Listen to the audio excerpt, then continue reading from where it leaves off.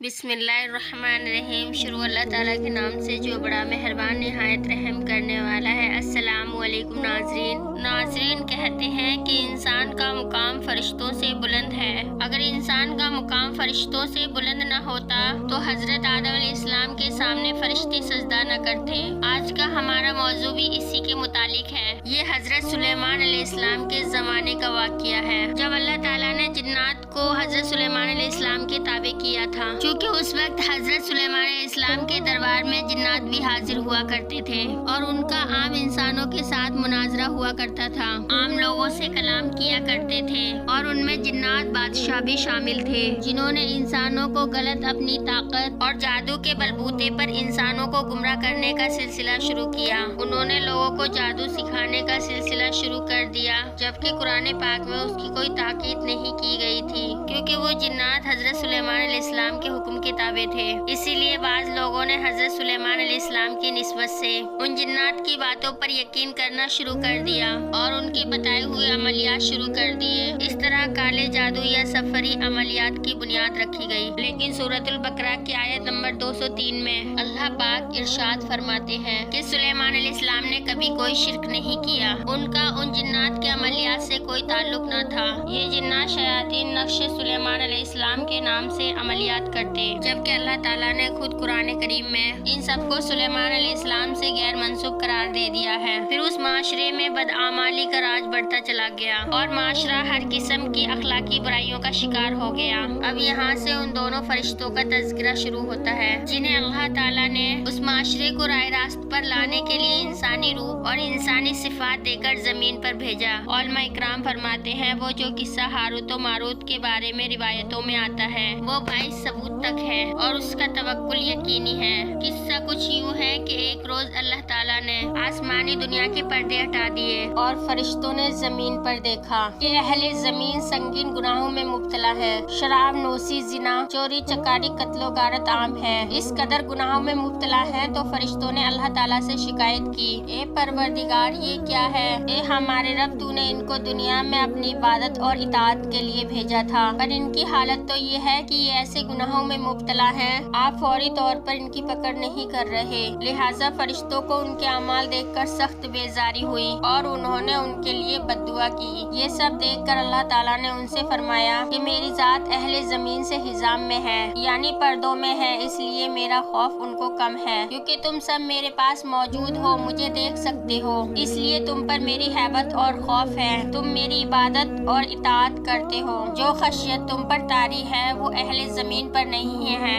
اس لیے ان سے یہ سب گناہ ہو جاتے ہیں۔ لیکن پھر بھی ملائکہ کو اس بات پر اطمینان نہ ہوا۔ اللہ نے اس بات پر فرمایا ٹھیک ہے، تم اپنے میں سے نیک اور پارسا فرشتے منتخب فرما لو اور میں ان کو زمین پر انسانوں کے درمیان بھیجتا ہوں، تو میں دیکھتا ہوں کہ جب وہ میرے پردے میں جائیں گے تو ان کے اعمال کیسے ہوں گے۔ احادیث میں آتا ہے کہ ملائکہ نے اپنے میں سے 3 فرشتے پیش کیے جن کو اللہ تعالیٰ نے نفسانی انسانی خواہشات عطا کی، اور پھر فرمایا جب تم زمین والوں میں شامل ہو جاؤ تو تم پر 4 کاموں کی پابندی عائد ہوگی۔ پہلا، شراب نہ پینا، دوسرا زنا نہ کرنا، تیسرا قتل مت کرنا، اور چوتھا بت کو سجدہ نہ کرنا۔ یہ 4 شرائط ان پر عائد کی، لیکن جب ان کو زمین پر اتارنا چاہا تو ان میں سے ایک نے کہا یا اللہ یہ سب مجھ سے نہیں ہوگا، میں تیرے سامنے رہ کر تیری بندگی کرنا چاہتا ہوں، میں زمین پر نہیں جاؤں گا۔ اس نے عذر کیا اور پیچھے ہٹ گیا۔ لیکن 2 فرشتے ہاروت اور ماروت زمین پر آنے پر رضامند ہو گئے۔ ان 2 فرشتوں کے بارے میں روایت میں آتا ہے کہ یہ دونوں آسمان پر دیگر ملائکہ میں سب سے زیادہ عابد اور زاہد فرشتے تھے۔ ان کو زمین پر اللہ تعالیٰ نے اتار دیا۔ حضرت علی رضی اللہ تعالیٰ عنہ کی روایت ہے کہ وہ حضرت ادریس علیہ السلام کا زمانہ تھا۔ یہ دونوں زمین پر آ گئے۔ اس کے بعد اللہ تعالیٰ نے لوگوں کے درمیان فیصلہ کرنے پر مقرر کر دیا۔ لوگ ان کے پاس اپنے مسائل لے کر آتے تو وہ ان کے درمیان فیصلہ کرتے۔ ایک طویل زمانہ گزر گئے، یہاں تک کہ ان کے پاس ایک خاتون آئی جو بہت حسین و جمیل تھی۔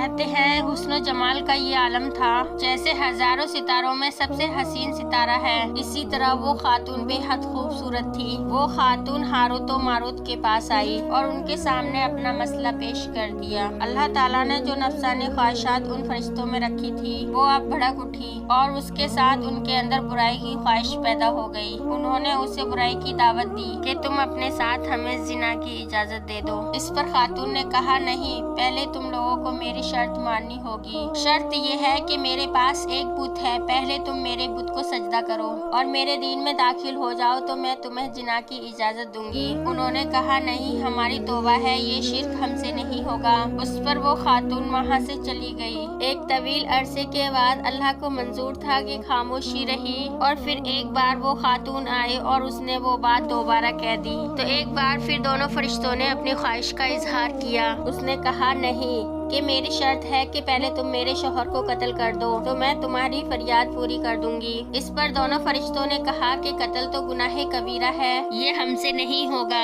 وہ کہنے لگی اچھا ایک کام کرو، میرے پاس شراب ہے، تم وہ پی لو، پھر میں تمہاری خواہش کو پورا کر سکتی ہوں۔ اس پر دونوں فرشتے ہاروت اور ماروت نے مشورہ کیا چلو ٹھیک ہے، شراب تو چھوٹی چیز ہے، کوئی بات نہیں، پی لیتے ہیں۔ تو کہتے ہیں کہ دونوں اڑ کر اس کے مکان پر پہنچے تو وہاں جا کر انہوں نے شراب پی لی۔ جب شراب پی لی تو اپنے حواس کھو بیٹھے اور مدہوش ہو گئے۔ اس بدحواسی میں اس خاتون کے ساتھ دونوں فرشتوں نے صحبت بھی کی جس کا نام زہرا تھا۔ اس کے بعد اس کے شوہر کا قتل بھی کر دیا، اس ڈر سے کہ یہ لوگوں کو ہمارے عمل بد سے آگاہ نہ کر دے، اور پھر بت کو سجدہ کر کے شرک میں پڑ گئے۔ یہ سب ہو گیا تو روح زمین کے پردے اور آسمان کے پردے کو ایک بار پھر ہٹا دیا اور ملائکہ نے آسمان سے یہ سارا منظر دیکھ لیا۔ وہ سب کے سب حیران رہ گئے کہ یہ کیسے ممکن ہے۔ وہ حیران ہوئے اور توبہ کرنے لگے۔ جب دونوں فرشتوں کو ہوش آیا تو زہرا خاتون نے ان سے دریافت کیا کہ یہ پل بھر میں تم آسمانوں میں غائب ہو جاتے ہو اور پل بھر میں واپس آ جاتے ہو، یہ کیسے ممکن ہوتا ہے؟ تو انہوں نے بتایا ہمارے پاس اسم اعظم ہے۔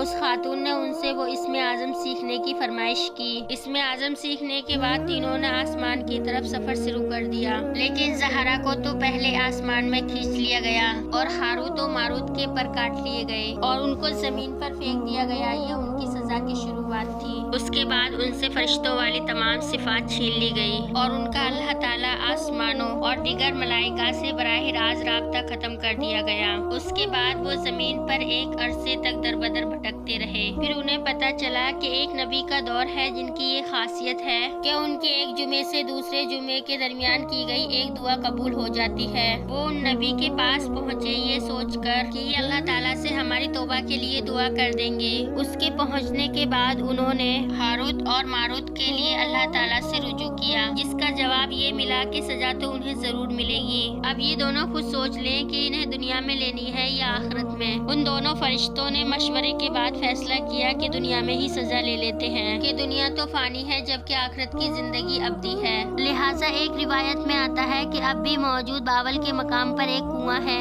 جہاں ان دونوں کو الٹا لٹکا دیا گیا ہے، وہ وہاں پر لٹکے رہیں گے۔ اور بعض روایات میں آتا ہے کہ زمین اور آسمان کے درمیان ایک مقام ہے جہاں وہ دونوں قیامت تک کے لیے الٹے لٹکے ہیں۔ اس کے بعد انہیں واپس آسمان کی طرف اٹھا لیا جائے گا۔ اسی سبب آسمان پر فرشتے ہمیشہ زمین والوں کے لیے دعا کرتے ہیں کہ انسان تو اللہ تعالیٰ کے نظام میں ہونے کے باوجود اس کی عبادت کرتے ہیں، لیکن یہ نفسانی خواہشات ہیں جن کے سبب ان سے گناہ سرزد ہو جاتے ہیں، اور جو نیک لوگ اپنی تمام زندگی اللہ کے راستے پر گزار دیتے ہیں ان کا اللہ کے نزدیک بہت بلند مقام ہے، فرشتوں سے بھی بلند و برتر۔